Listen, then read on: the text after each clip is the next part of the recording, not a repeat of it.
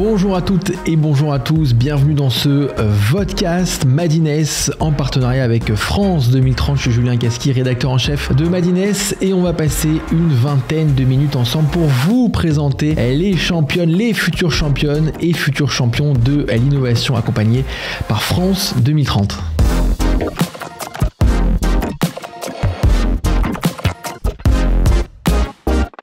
Avec nous, on a Nathalie Birochot, vous êtes la directrice générale d'IRCAM Amplify. Merci d'être là, qui est la filiale commerciale de l'IRCAM. Alors, l'IRCAM, qu'est-ce que c'est? L'Institut de recherche et coordination acoustique et musique qui a été créé en 1977 par Pierre Boulez, célèbre musicien, chef d'orchestre pour mêler musique et science. Vous êtes lauréate du volet Innov des concours d'innovation de l'État et vous rejoignez donc également les lauréats Plan France 2030 dont on va bien sûr parler. Mais avant cela, est-ce que vous pouvez nous dire déjà ce que fait IRCAM Amplify? Bien sûr, bonjour à toutes et à tous.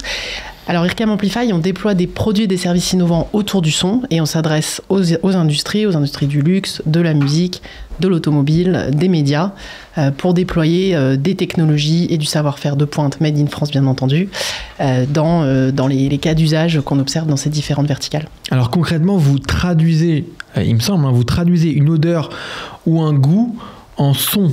Par exemple. Alors est-ce que vous nous expliquez un peu concrètement ce que ça veut dire ? Ça veut dire, vous êtes devant un site de e-commerce, de e-retail, et vous avez envie de découvrir un parfum, vous avez envie de découvrir un champagne, un vin, un vêtement. Pour ça, eh bien, on va passer par le son. Donc nous, on va développer dans l'une de nos activités des sons, des pastilles sonores, des échantillons sonores, on pourrait dire, pour ressentir la même sensation que celle qui est ressentie quand on va goûter, sentir, toucher, des sens que nous ne pouvons pas déployer sur un site internet, n'est-ce pas ? Ouais. Sur un site, on peut regarder et entendre dans le monde digital. On déploie ce type de création sonore exceptionnelle aussi dans les lieux physiques qui sont pour les marques des endroits à réinventer pour mieux attirer, mieux embarquer les clients, les consommateurs. Mais vous parlez donc des marques, ce sont vos clients. Quelles sont ces marques? Quelle est l'utilité pour elles de faire appel à vous? Je vais donner un exemple concret. Ouais. Dans une voiture, vous vous installez dans votre voiture, très bientôt vous allez parler à votre voiture, elle va vous entendre, elle va vous comprendre, elle va comprendre instantanément dans quel état vous êtes, émotionnel peut-être, fatigué, stressé. Vous allez pouvoir lui dire j'ai besoin de me détendre, j'ai 20 minutes devant moi avant de récupérer les enfants. Et donc la voiture va proposer une expérience sonore, parce que ça s'applique vachement bien au secteur de l'automobile. Et cette expérience-là, ça va être des sons, ça va être des contenus, et puis ça va être une manière de diffuser ce contenu. Donc là, il y a de la technologie derrière. Et ensuite, ça va être une interaction entre le conducteur et la voiture. Parce que peut-être qu'à un moment, le conducteur va dire non, je préférais un flash info. Là, voilà. Donc, on est sur toute cette chaîne de valeur. Donc, on peut créer des sound design pour l'automobile. On peut créer des sons d'ergonomie, des sons de sécurité, par exemple, dans la voiture. On travaille sur des technologies pour travailler sur la spatialisation sonore, sur des technologies autour de la voix. Donc, voilà. C'est vraiment le son dans toutes ses dimensions. Et donc, concrètement, je m'assois dans ma voiture, je mets la clé, je démarre le moteur. Vous proposez en tout cas des sons au conducteur, c'est ça, ou à la conductrice? Par exemple, voilà. Des sons d'ambiance, quoi, des sons. C'est quoi ce type de son exactement? C'est du sound design. Donc c'est du. Qu'est-ce que ça veut dire exactement? Sound UX UI, c'est que l'interaction avec une voiture, mais finalement je pourrais dire avec un ordinateur, avec une interface quelle qu'elle soit. Ces interfaces-là vont complètement être transformées dans les années qui viennent. Le future of computing, future of computer, il y aura plus de clavier, on va passer par la voix, on va passer par beaucoup de UX UI qui sera sensoriel, et donc par le toucher, par le son. Donc on travaille sur cette dimension-là. Et c'est pas forcément de la musique? Ah non, ce n'est pas de la musique. C'est pas du tout de la musique? C'est du design sonore, c'est du sound UX. Ouais, non, c'est pas de la musique. D'accord. Et comment on fait pour justement traduire une odeur, un goût en son? Quels sont les moyens? C'est 20 ans de recherche qui viennent de l'IRCAM. C'est des fondements qui sont en psychoacoustique. Donc à l'IRCAM, il y a des chercheurs qui ont travaillé à l'IRCAM et ailleurs, mais qui ont travaillé pendant longtemps sur la réaction du cerveau à un stimuli sonore. Que se passe-t-il? On a des référentiels en fait dans nos cerveaux qui qui déploie des mots, des imaginaires, quand on sent quelque chose, quand on goûte quelque chose. Donc on a les méthodologies qui viennent de l'IRCAM qui permettent de créer les tables de correspondance, on va dire, entre un son et une odeur, ou un son et un goût. Et donc le branding sonore est arrivé par la musique, et on met des musiques sur des objets ou des campagnes, et puis ça fait vendre. Alors que la dimension sonore, elle est bien plus complexe et profonde que ça. Donc on explore ce territoire-là qui est beaucoup plus dans la sensorialité, dans l'expérientiel. Ça ne veut pas dire que la musique n'est pas adaptée sur certains usages, mais voilà, on essaye d'aller dans un autre territoire qui est beaucoup plus vaste. Un territoire plus vaste, pas que, quand vous dites plus vaste, c'est sur la musique, sur les sons que vous allez pouvoir produire, et donc effectivement le rendre sensible votre son à tout le monde, en fait, c'est ça. On est centré sur l'expérience d'un utilisateur par le son, et ça permet aussi d'intégrer de la technologie dans des expériences. Je ne sais pas si je suis claire, mais c'est parce qu'on va réfléchir à un utilisateur qui interagit avec un objet physique ou une voiture, ou avec une expérience en ligne, que derrière on va créer des expériences sonores et mettre la technologie au bon endroit. Vous travaillez aussi sur l'intelligence artificielle. Vous avez lancé votre propre outil d'IA il y a quelques mois. Vous permettez en fait, grâce à cet outil, de détecter si une chanson a été faite, créée, conçue grâce à l'IA. C'est bien ça ? C'est bien ça. Est-ce que vous pouvez nous en dire plus, et quels sont vos clients sur ce segment ? On a lancé ça, on était à Music Biz, qui est un grand salon aux États-Unis sur l'industrie musicale, en 2023. Et on lançait une technologie à l'époque de spatialisation du son. Et tout le monde nous posait la question, tout le monde, c'est les labels, les majors, les distributeurs, les diffuseurs, donc toute la chaîne de l'industrie musicale nous posait la question de l'intelligence artificielle, c'était le tout début. Et j'ai dit précédemment qu'il ne fallait pas oublier qu'on était un moteur de R&D to market rapide. C'est ça qu'on a inventé avec IRCAM Amplify. Et donc quand on entend ça, nous, comme on est connecté au marché, on ne fait pas juste pusher de la R&D par plaisir. On écoute le marché et on se demande comment on peut répondre aux problèmes qu'il a. Quand on a commencé à avoir vraiment cette frénésie autour de l'intelligence artificielle dans la musique, on a planché sur ce sujet-là, et en quelques mois, on a sorti ce détecteur de musique générée par IA, qu'on a vraiment officiellement lancé à Music Biz, du coup, en 2024. Et en parallèle, tout le monde nous a demandé « Ah bon, mais alors du coup, la voix ?» Parce que c'est aussi un gros sujet, le clonage vocal, le text-to-speech, les deepfakes vocaux, pas tant dans la musique, mais surtout dans d'autres secteurs comme les médias. Et donc, on vient de lancer aussi le détecteur de voix générée par IA. Ça s'adresse à qui dans la musique ? Aux labels, surtout aux majors, qui ont des gros catalogues et qui cherchent à sécuriser quand même... lutter contre la fraude musicale. Lutter contre la fraude, exactement. Sur des faux artistes créés qui, en fait, derrière, demandent du droit d'auteur alors qu'il n'y en a pas. Et sur les plateformes, pareil, des faux artistes qui, en fait, ont des comptes, génèrent des streams, et donc sont rémunérés alors que derrière, il n'y a pas d'artiste, il n'y a pas d'humain. Et c'est le tube de l'été aux Pays-Bas qui a été généré par l'IA. Zozomer, ça a été généré par une IA, c'est passé en boucle sur les radios, c'est un journaliste qui s'est dit « Ah, ça ressemble à de l'IA », il l'a passé dans notre machine, il nous a contactés, on a discuté ensemble. Il y avait 95% de probabilité que c'était de l'IA. On a même retrouvé le moteur qui avait généré ça. Et c'était des centaines de milliers de vues sur Spotify. Et ça, c'est une innovation 100% française. Est-ce que ça existe ailleurs, ce genre de détecteur d'IA pour musique, je parle uniquement ? Ça va vite. Hein. De toute façon, le secteur de la tech va très vite. On sait qu'on a un peu d'avance parce qu'il ne faut jamais oublier que derrière nous, on a la puissance de la R&D de l'IRCAM et des ingénieurs qui sont au niveau d'IRCAM Amplify. Donc le talent technologique français, il est connu, reconnu. Après, ça va très très vite, c'est sûr. Et puis, c'est des business models d'antivirus. Donc, nous, on est alerte, donc on met à jour systématiquement en fonction des évolutions en face. Mais voilà, mais on sait qu'on est dans tous les benchmarks qui sont faits par des très gros, hein, on travaille avec des très gros acteurs de la musique, soit au niveau major ou de DSP, donc les plateformes de diffusion. on sait qu'on arrive dans les meilleurs. Sinon, ce serait pas nos clients. Mais c'est vous qui avez inventé cet outil-là. C'est vous qui l'avez. Est-ce qu'on est les premiers à l'avoir Ouais. Bah, je vais dire oui. Alors voilà. Bah oui.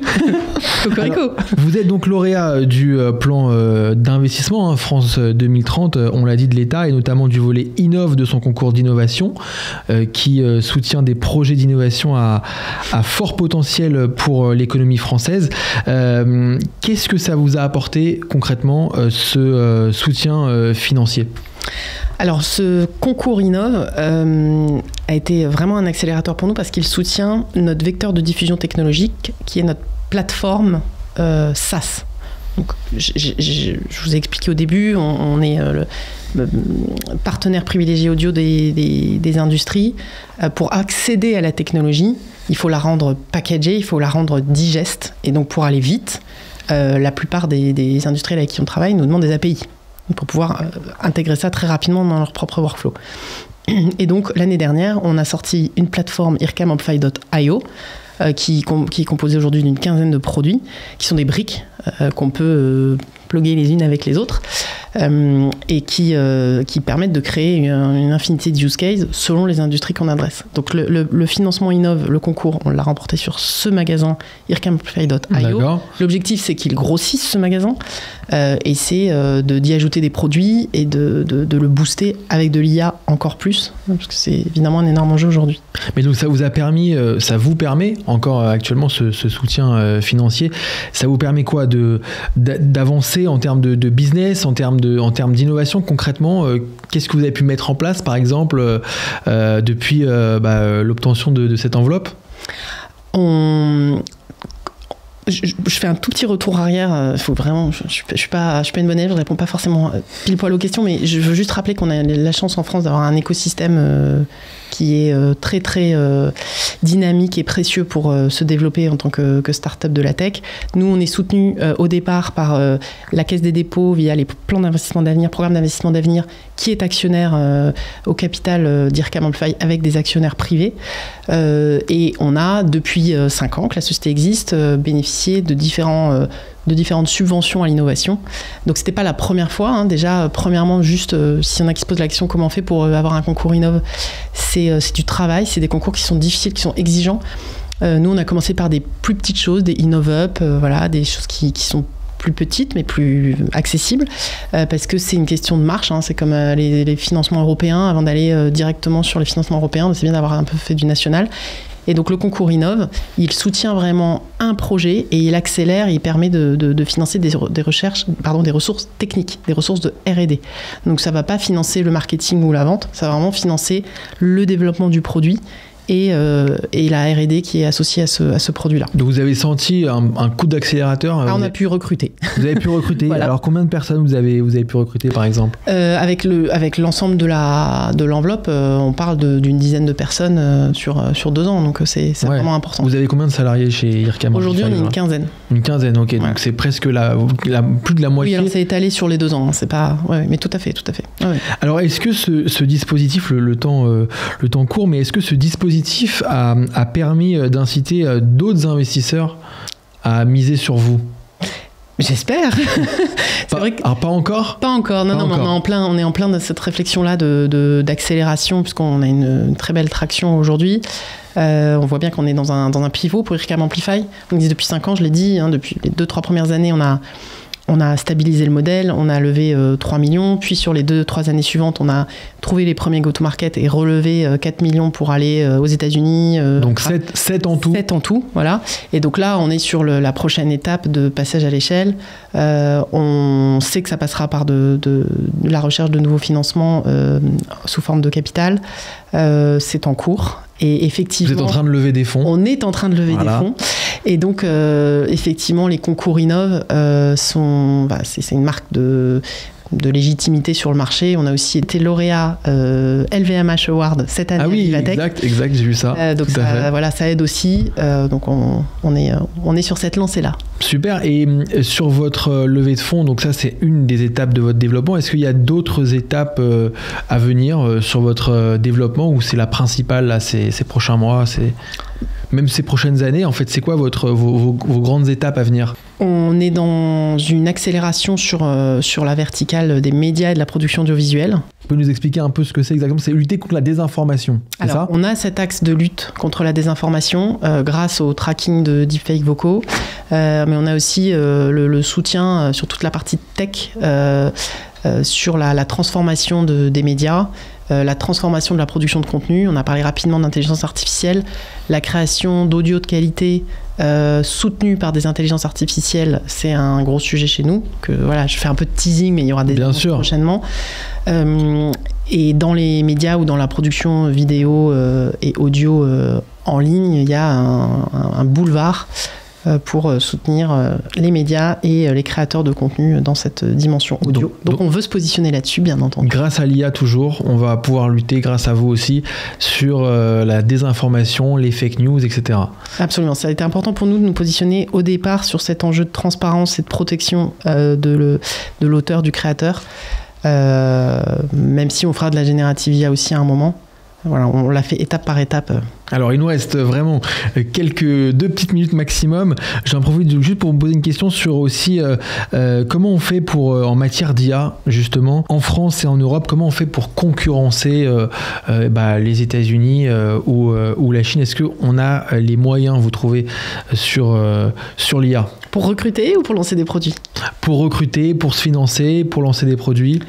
C'est une très bonne question et c'est vrai que des fois on est un peu découragé parce que voilà, on en a fait les frais nous. On a beau sortir des bons produits avec des bonnes techs, si le marché décide autrement avec des très gros acteurs en face, notamment américains, on n'a aucune chance d'accéder au marché, de l'atteindre in fine. Donc voilà, c'est sûr qu'on a besoin de moyens pour concurrencer ça. En termes de marketing, d'être au niveau, de pouvoir être partout, dans tous les salons, avec des gens qui courent partout, c'est évident. Et sur la partie recrutement, c'est un défi. Après, on a de la chance, je ne sais pas si c'est de la chance, on a des talents en France sans aucun problème sur la partie tech. Pour le moment, nous, on n'a pas souffert de problèmes de recrutement. On a la chance d'avoir un endroit assez incroyable en termes de fond, de sens de ce qu'on fait, proche de l'IRCAM. Donc on a des pépites chez nous, on n'a que des gens extraordinaires et on n'a pas trop eu de mal à recruter pour le moment. Donc j'espère que ça continuera, même si on ne sort pas le carnet de chèques comme certains le font pour attirer les talents. Peut-être un jour ce sera nécessaire. Mais... Eh ben, écoutez, on va regarder ça de toute façon. On va vous suivre. Nathalie Birochot de IRCAM Amplify, on vous souhaite évidemment le meilleur pour la suite. Merci à vous toutes et tous de nous avoir suivis sur cet épisode Vodcast Madines en partenariat avec France 2030. On se retrouve pour un prochain épisode très vite. Salut à tous.